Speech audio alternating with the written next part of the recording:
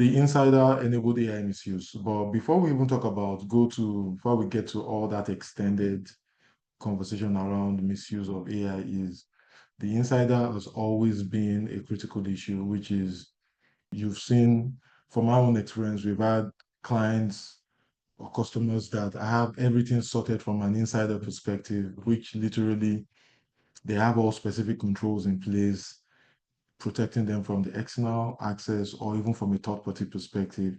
And they just have this insider that literally, most likely, maybe head of engineering or, system developer, it could be a database administrator, someone that just has admin privileges and can do a lot, or can unintentionally carry out some activities that would reflect negatively on the organization. So the insider has been a critical threat vector lately, and it's something a lot of organizations need to pay attention to. A good example I'll give you is if you look at every major fraud incident that has been reported clearly. By the time you investigate and find out, you would hear conversations around an insider getting involved.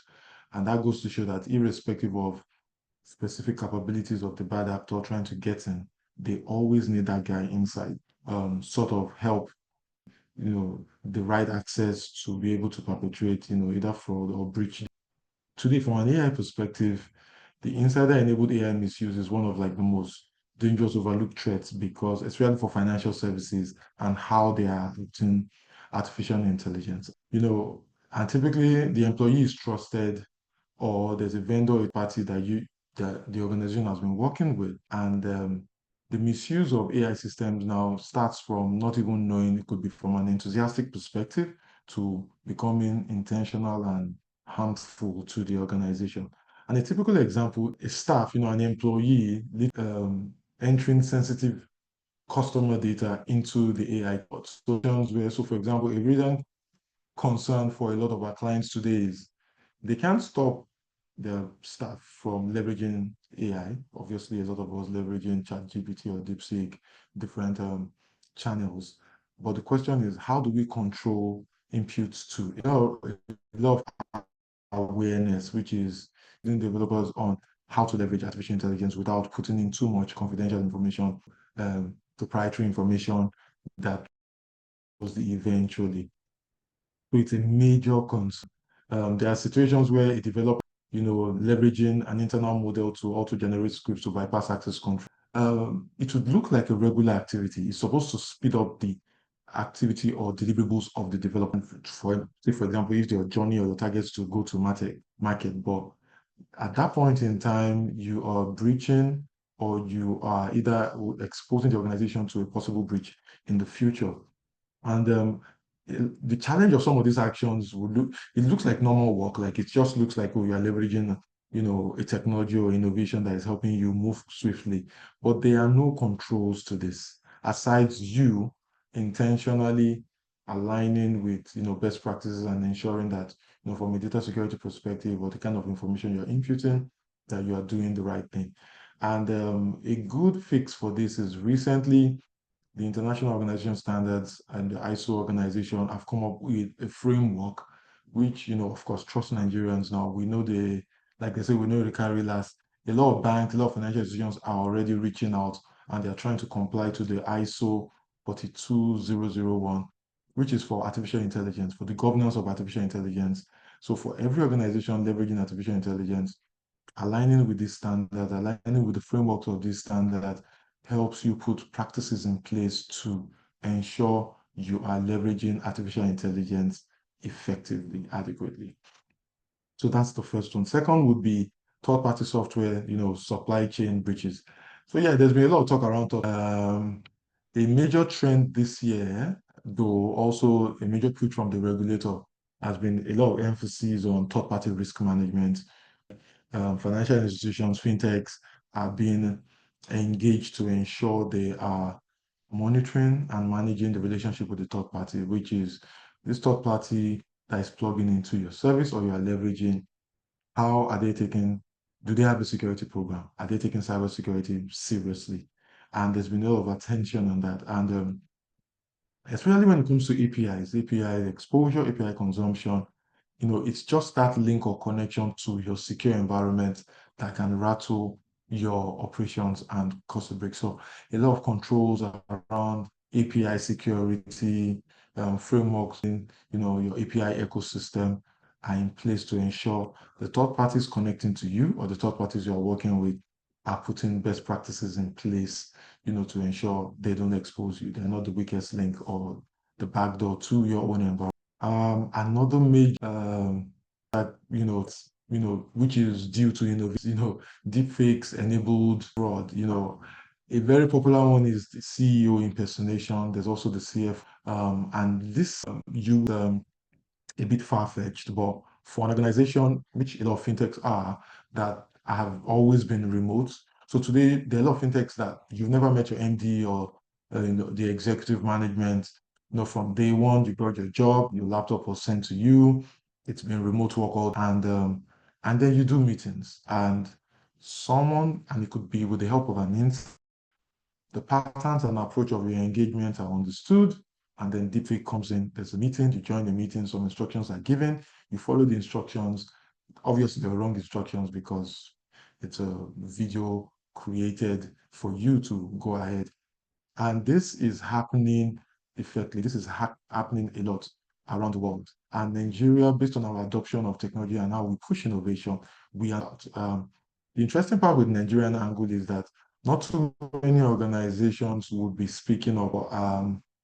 One of the exciting things about our job as a cybersecurity provider is we sort of hear a lot of this, and then we need to protect our customers. We can't share, but I can tell you for free, a lot of people are falling prey to this. The fourth one would be rogue fintech, shadow IT, and so it has its benefits, but then again, what you don't measure, you can manage. What you don't measure, you can't control. What you're not monitoring, you also can't control. And fintechs want to scale. Financial institutions, even a lot of banks are competing now, just saying, okay, they are quick in their feet too, just like the fintechs, and everybody's moving swiftly. And internal development, are spinning up unmonitored environments on the go based on the requirement. The marketing team, sales team has come up. There's a product that needs to go out. So there's that chase towards go to market, and a lot of tools are brought up. A lot of integrations will happen without following the governance frameworks, without bringing the cybersecurity guy into the room. Obviously, because for some environments, the requirements of the cybersecurity guy looks like a stumbling block or might delay your go-to market. And yes, a lot of fintechs and financial institutions have been burnt. In fact, the interesting thing with rogue fintech shadow IT is even from a commercial perspective. Today, we have customers just and would limit because breach would happen. And the question with Gbolabo, why is there a breach? You're supposed to be providing security operation services for us. By the time we do the investigations, it will be a system that is not being monitored, a system not under the scope of security operations. And because the truth is, by the time you increase your scope, expose your scope, it leads to cost. You have to spend more money. And yes, a couple of people, a couple of organizations have been burnt because of this, and then they're a bit reactive. And what we've done to sort of fix this for some of our clients is to sort of have programs with them where we do quarterly reviews with them to look at their landscape.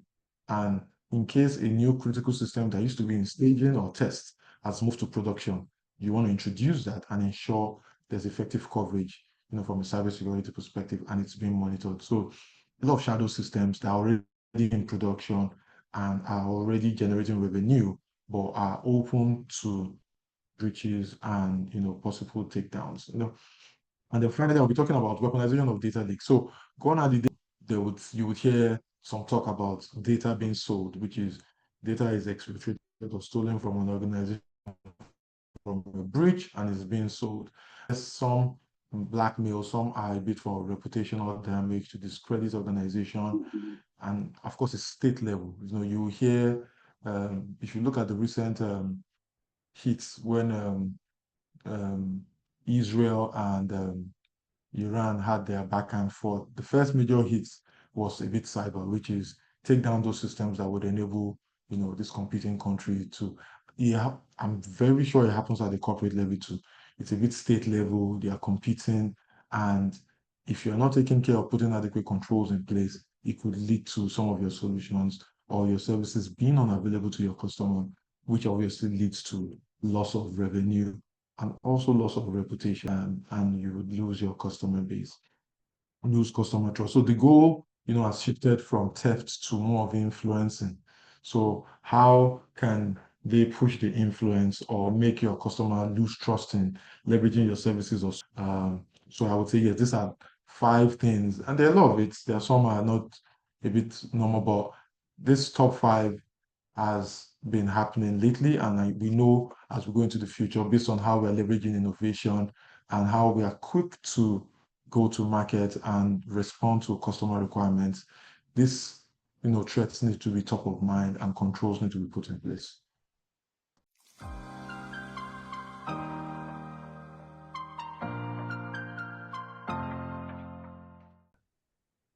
Okay, so the most underestimated is, AI prompt injection and model manipulation.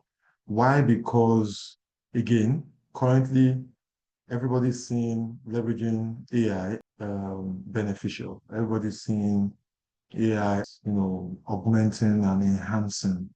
So nobody's thinking or nobody's over processing. Nobody's paranoid about how the same leverage using artificial intelligence can hinder your organization or can be used against you. And so a lot of institutions are treating AI, yes, as a productivity enhancer, is helping you go to market quickly, is helping you build code quickly, review QA quickly. So we're doing a lot of things quickly. So from a speed perspective, everybody's leveraging, everybody's moving with speed. But there's a need for governance, there's a need for control, especially when it comes to internal LLMs or decision engines for organizations. This can distort your outputs if breached. It can lead to a redirection of transactions for example. So just the same way this innovation would enhance is the same way it would speed up a breach or it would speed up a security issue in your environment. So yes, it's flying under the radar now because it doesn't look like an attack vector. It doesn't look like a threat for now. It's important every prompt, every use of artificial intelligence is managed. And again, just like I mentioned, the governance of AI, which is the standard, which a lot of organizations are embracing, by the way, is a very good way to go when it comes to having specific controls or having proper visibility into the utilization of the innovation. But for now, everybody's having a great time leveraging. And I know some of us are already thinking from an AI security perspective, human, the average person using this, the tech people using it to, for example, the average developer too. I know we cybersecurity people can be a bit annoying for developers. Is not just, hey, you know what, I just want to move with speed. Don't bring any frameworks, don't bring any controls. But I think it's important we think about this, especially from a developmental building the product perspective. And so, for example, the secure code curriculum that we use for a lot of our customers, where we train their developers on secure coding, we've embedded, we're moving with the times, we're moving with the technology, and we're considering the application of artificial intelligence. We're thinking zero, we're thinking of security control. So as you innovate, stay secure. And it's really key.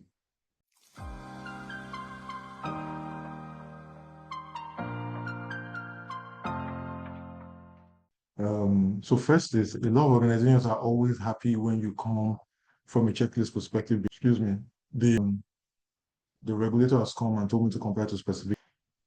As much as possible, that very good cybersecurity specialist would always come with a, you know what, can we pay attention to ensuring you're securing your operations too, or securing your business while we comply to the standard.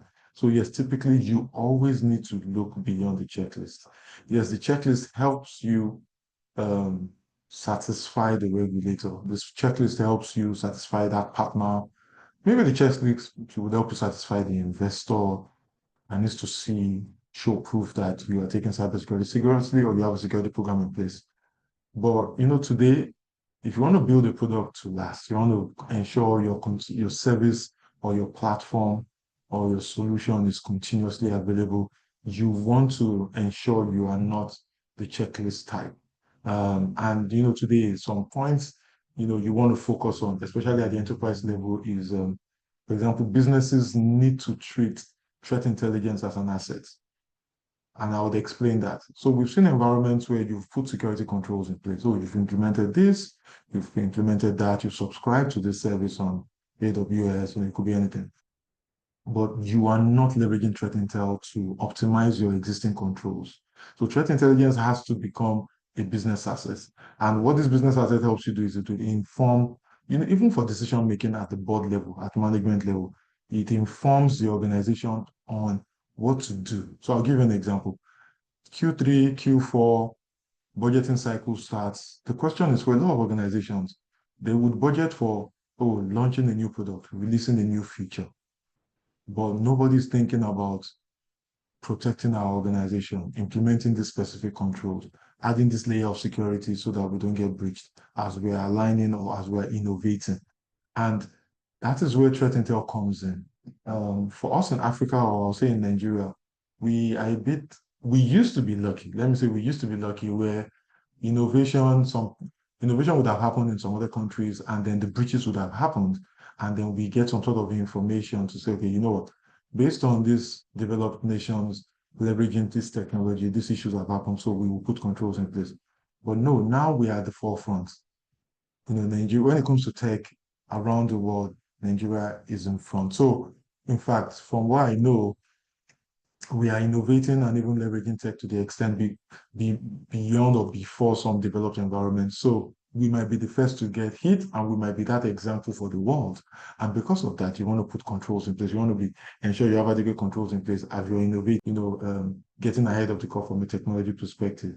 A very good practice exercise that also can help is running simulations, not just for technical failures, so, but for, it could be national scale, and it could be, just different scenarios on, okay, we're an organization, what is the worst that can happen? It could be disinformation, it could be an infrastructure attack. How soon can we respond to a denial of service? How soon can we respond if someone decides to put the wrong information out there? What controls do we have in place? So, for example, for disinformation, the brand and marketing team gets involved, the technology team is involved. So, for example, you want to take down sites, you want to take down domains, putting out wrong information about your business, you want to stop specific traffic coming from specific locations. Like, it could be anything, but it relates with cybersecurity, it relates with your reputation, it relates with your business, and it's something you take seriously. Also, building regional alliances, across banks, fintechs, telcos, and response teams. And to be honest, the regulator, and I think a lot of organizations have been putting a lot of effort in ensuring this in place. So, for example, the regulator, I know the Central Bank of Nigeria is pushing for organizations to share. So, an incident happened in Bank A or Fintech B. Can you share what happened, how it happened, what you did to resolve the issue? When you share to the community, everybody is learning. We know this is happening in developed nations. You must report. And of course, they have some stringent measures around fines and exposures if you don't report. So I know we are still struggling with this in Nigeria because of either the CISO being victimized, or the security manager, or the risk manager, or the fraud manager being victimized. But it is something we need to do. We need to get to that point where we are sharing adequate information so that the ecosystem is learning and is responding adequately to limit the spread of specific breaches or attacks. And I think we're making progress. I know about some private sector groups that are pushing this. They're putting the solution out there, coming in form of threat information, threat intelligence, and available to every organization. So the moment you plug in, it means you would share and also you would receive. It's a two-way thing. Finally, I would say equipping leadership with digital risks, not just cyber war room training must be a priority. I know about organizations that are doing this today. I know the committee of CISOs, also driven by the central bank, managing banks and fintechs. And I think they had a cyber drill recently, and it involved you know, security managers of the banks or the fintechs, and also the CISOs, which is a bit of C-level management level. The next level will now be at the board level, at the chief executive and executive director level, where for them to understand and appreciate the risks involved in the business and the possible impact of a breach, they need to be involved in the war rooms or the tabletops that have been set up to just appreciate the effect of this and also help them invest in it. So that when the CISO or the security manager is coming with a budget that, hey, we need to come up with this, we need to come up with that, they can appreciate it and say, yes, we need to protect the business, we need to protect our customers, and we need to put controls in place. That's what I would say for that.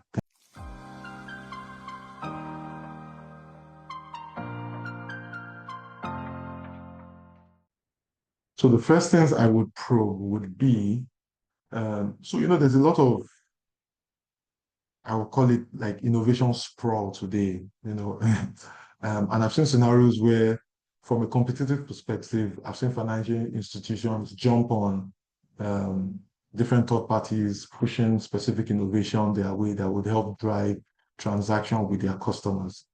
And this either shadow IT or shadow AI. And so the first thing I would focus on would be on seeing shadow AI. The question is, I'll be asking questions. What AI models are your employees using without your oversight? How are you managing the utilization of artificial? Are unsanctioned automation or decision-making tools, influencing your operations? How are you managing it? How will you know when it's getting bad?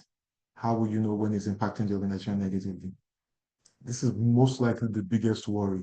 And already we're getting this vibe. So a couple of our customers, CISOs are reaching, my board is asking how I'm managing. They want me to use artificial intelligence, but they're also asking me how I'm going to manage and make it work. So that is first. Next, data security. So data trust architecture. Do you have a data trust architecture? Do you truly know, does the organization know where every sensitive data point, how does it flow? Data flow management, and who has access to it? Privileged account management. These are critical questions. I remember we had a customer, financial institution, and implementing API security for them. To quote and cost, you need to define a scope. And in defining the scope, and it's not just them, a couple of other institutions, tier one banks, they didn't have the complete inventory of all the APIs in their environment. They had not defined their API ecosystem, and they needed a solution to actually do that. And that was what we recommended before even layering with API, because the truth is, to secure, you need to ensure you are covering the entire scope. And this would happen because Fintech A comes, a plugin in Fintech B has come. And so there was no governance from an API perspective initially, which they now had to do to be able to secure their APIs. Thirdly, I would say talent drain and the insider. The question is, what's the impact of that very critical key man, that top engineer, and that decides to, or by a competition or an hostile entity that is supposed to, because that is there an early warning system? So what controls have you put in place to know when your staff, your critical staff, is becoming disgruntled? So there's a part on the people and culture bit to ensure eliminate key man risk. So at any point in time, should you have critical staff that won't go on leave, that is the only person that has access to specific infrastructure, and you depend on them. And the truth is, it's not about them now. It's about the bad actor saying, okay, our access to your business or to your environment is this person, and we'll go through all means to ensure we infiltrate this person, we influence this person to impact you negatively. And this happens a lot all over the world, more. And I think it's really important as we, a very good example, I know it might be a bit of a sensational topic, is our brother Mark is recruiting everybody from OpenAI, every relevant staff of OpenAI, and he's showing them the money. And do they say, oh, okay, fine, I had a 5-year plan for this, but Mark is bringing it to me now. Why wait for 5 years? I can as well move to Mark. And it's intentional. So this happens a lot. It's happening locally. I face a bit of competition too. My staff gets poached, so I can as well say that. So it's something we should consider. And from a management perspective, you want to put controls in place to ensure every key man has a replica, and you should be able to put measures in place to ensure continuity of business or the security of your business or your customer data, irrespective of what happens. And then there's a regulatory perception risk where the question is, how have you been managing your business based on your roadmap? How have you integrated cybersecurity? How have you integrated specific governance frameworks that would keep your posture 100? Basically, beyond complying to standards, you're looking at the different parts of your business. Fine, the regulator is coming to see if you've complied adequately or effectively to this. But there's also the part where you are looking at, for this kind of business, how are we managing data? How are we managing our customers? For our customers that would onboard, how are we keeping and how, what measures are we putting in place to make them trust us to be able to retain our customers? And then also, there's also that technology conversation around AI and data governance. The question is, will your roadmap still meet expectation in the next 2 years? So, and that's the need. That's why you need to put a roadmap in place. And I know a major issue is around, most times always around budget. But the truth is, while like a new happening, I've seen a lot of our customers, especially startups, fintech organizations, that they invest, or the VC, the venture guys, are the ones telling them that we need to see your plan. We need to know you are building this business to last before we invest in it. And it's a very amazing move, because they want to come into and manage or take over a business that has been built to last and that has an effective security program, and they know they shouldn't have issues with. So it's a win-win on both sides for the business owners and the investors. Finally, I would say external attack path mapping, and this speaks to simulating real-world attack, a compromised vendor to full-scale system. So the critical question now, who notices first? How long does it take? So you would hear of some breaches. I think there was a breach in the tier, and they said the bad actor has been in the bank for about 5 to 8 months before the actual breach. So, and you know how it is now. Let's say bad actor is leveraging AI, so machine learning.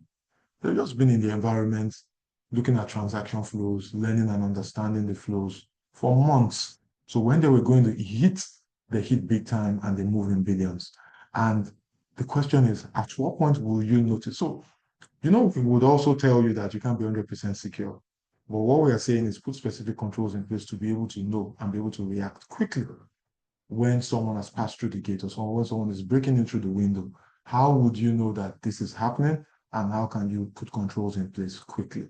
So yes, it is very critical to be able to say, how long would you know, and how soon would you be able to stop a breach when it happens?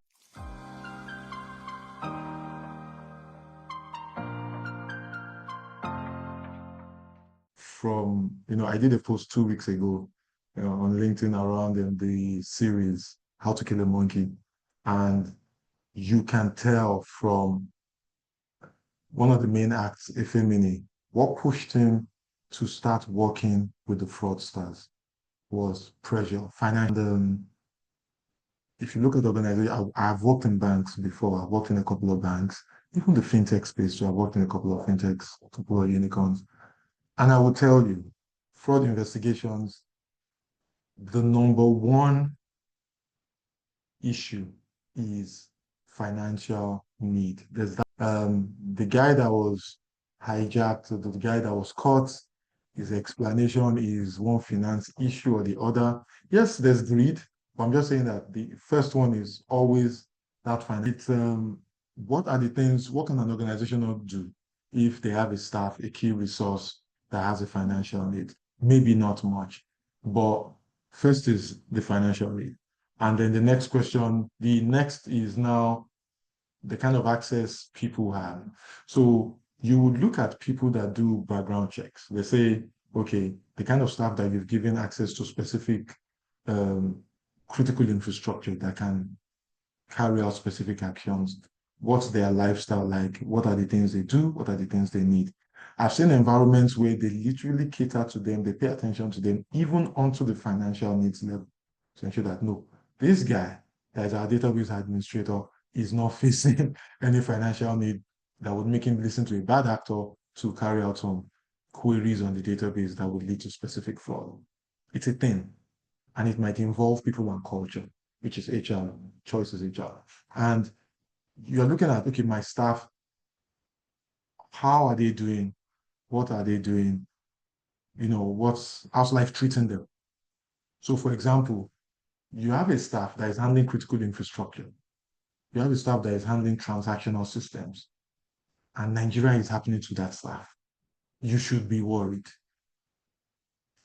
Like it's a thing, it's a decision you want to make to ensure that your staff handling critical infrastructure, your staff handling transactional systems are of the right mindset or are trained in such a way, or you do your own investigation to just be sure that, okay, they are of this discipline, they are of this structure. And, I've seen banks where a staff is engaged by a fraudster, which is an external person. It's a bank, a branch in some state outside Nigeria. Bad actors reach out to the guy. He heads IT support for that region. And based on the network setup, from that bank, they can access their HQ where critical infrastructure sits. So bad actor reaches out to this IT support guy in the region and says, guy, I will give you 1 million. All you have to do is take this USB drive, put it in that system that talks to HQ. So, for every bank, I'm sure they have one system or the other that can sync with HQ. It could be a system that syncs with the FEP for ATM management for every branch. It could be any system. And the guy had to come back so the guy listened to them and just posted them and had to go and report to the CIO and CISO that, hey, I got approached by these people and this is what they said. And of course, it made them paranoid and they ramped up on the controls on the day because the truth is, he came to report on it. Not everybody will do the same. So, to be honest, what you can do about it is pay close attention to the resources you've assigned to manage critical infrastructure. Not every person would be that disciplined, I won't say loyal, disciplined, structured person that won't, do anything to harm the organization. But you also would just want to regularly or frequently check to just ensure that, it could be from a mental health perspective, as that's a thing these days. Not like I'm still trying to relate to and get to into the zone with the mental health angle. But there's just that checking you want to do on your staff. So if you're looking at using contract staff for some specific roles, for people that have access to critical systems, or a staff that you are not promoting every time, bottom line is there's a need to grow rich at some point in time, or there's a need to succeed in your career. And for some people, that might just be the channel to achieve that. And you want to put specific controls in place. So yes, there's a technology angle to things. Today, there's the zero trust network solution. There's privileged account management. There's audit trail put across multiple systems to be able to track activities of bad actors or even the good actor, which is the internal guy that is under pressure to carry out specific activity, being able to track the activities. But, even with all these controls in place, for a staff that has mastered the environment and knows how to even turn off specific controls, you want to just ensure you have, specific resources that at least you are sure would speak up or would whistle blow, or you can track from a technology perspective when something has been done.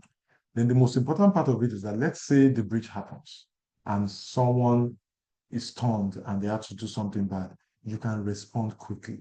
Stop and respond quickly. Because you hear about some fraud situations where for like 4 or 5 months, the guy has been cooking and stewing up stuff until the major hits. So you need to be able to track, and technology will help you with that. I also think there's the people angle where you should be able to just identify an anomalous behavior. This guy used to be this way, he's not behaving this way. He used to complain, he has stopped complaining. It's like in the banks too, treasury guys don't spend money or don't spray money at parties. It could be anything. You need to come up with specific controls to be able to track and say, yes, this is a bit anomalous. Let's check to be sure this guy is not being fun. A typical example is I hear that some environments they ensure critical people go on leave.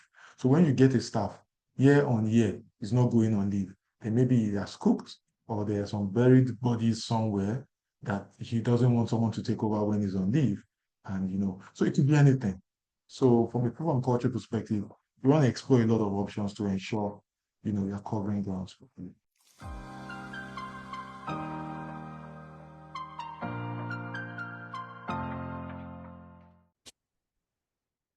The solution is planning well. So first, plan well so you don't have to rush for go to market. Secondly, management level, board level, insist on a third-party assessment, third-party QA, third-party security assessment, independent of the development team. Yes, functionality testing, yeah, that development team might be involved, but even for that, third party too, to ensure that, oh, built to spec as shared with the third party that is doing the software testing. Then security testing. The security tester, the third party security tester, is the one that would identify, they will do source code reviews, they would also check business logic, they would do external penetration tests, they would do API penetration tests, and they are the ones that would now share a report that will be given back to the development team that we found these backdoors, we found these exposures, we found these anomalies that might lead to a breach, correct them, and then a retest is done before you move to production. Simple. That's all. There is no shortcut. Plan well so there's enough time to build, to test, to remediate, to test again, and then move to production. So simple, plain and simple. Any other thing aside that you want to rush, you want to shortcut, you're exposing yourself to.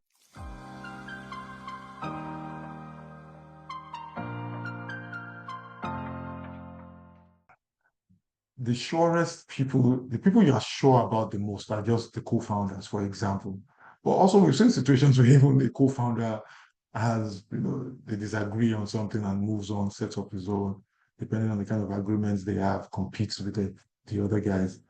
Uh, for a startup, for an organization, I would say when you are planning, at the early stages when you are picking things up, yes, you are starting lean. And I think before you become operational, before you move to production, before you start managing customers, let's say before you start scaling, yes, you are still lean. But the moment you start scaling, you are, you know, you've started taking in customer data, you're having a lot of customers, you are having a lot of partnerships, a lot of third parties plugging into you. You want to start considering structure. And for every role, it's like having only one key guy managing your code. So the guy gets disgruntled, is not happy about something you did, and then just packs shop, does not hand over to the next guy that should take over, and this impacts your business. Typically, it's just for businesses to plan for this. So in your planning, so before you started off, you know that you need to set money aside for specific things. So maybe for some specific roles, you want to consider senior and junior, or senior and assistant, or just multiple roles, like multiple entities or multiple resources for some specific roles, so that you know that you're planning for key managers. At that point in time, they might be doing different things, but you know this person is capable of taking over from this guy when done.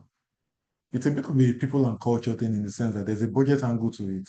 Okay, I brought in this sharp guy, he can build a storm, but also he probably has a temperament or like developmental issues and say he's not doing it again. The question is who's next? So do you want to bring the sharp guy in and bring another sharp guy carrying out other roles, shadowing this current sharp guy and be able to take over from the sharp? Like, in a way, it's a bit straightforward, actually. Just have multiple people to be able to do specific roles, even if that other option will be doing something else at that point in time. So that when this person leaves, the other person can take over. And then depending when you bring new people on board, for example, an example I'll give is in our own organization, our people and culture team are constantly like we have people on standby for specific roles. Like keep interviewing people, keep growing your talent bank, which is a bit difficult these days based on the talent drain.